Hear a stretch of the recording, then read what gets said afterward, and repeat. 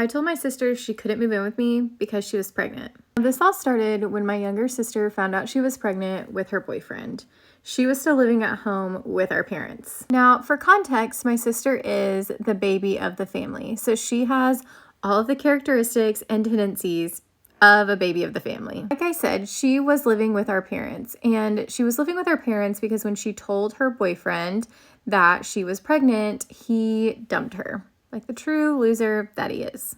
She'd been living with my parents for a while, and it was getting closer to her due date, and she had mentioned to me that she was considering moving out. My parents had told her that she needed to get a job and she needed to come up with a plan for raising this baby on her own since the boyfriend had left her.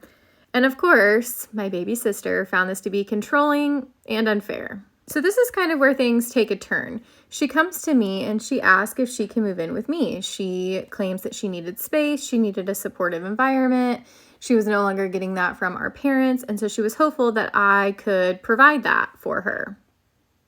Now, at this time, I lived alone. I lived in a one-bedroom apartment, not a ton of space, and I worked from home. Like, I worked remotely. So I was honest with her, and I told her that I didn't think it was a good idea. I had to have it quiet and peaceful for my job. I was on calls a lot, and so it just needed to be quiet so I could work.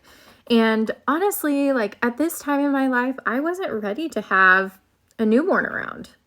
When I told her no, she exploded. She exploded in the biggest little sister tantrum I've seen in a long time. She just lost her mind.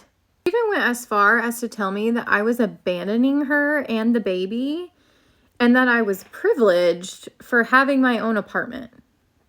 She even called me selfish and accused me of caring about my precious job more than my family. And after all of that, what really surprised me the most is even my parents were upset with me, claiming that it was just temporary, I was the only sibling that she had, and that I should be more understanding of her situation. If you would have been in my position, what would you have done?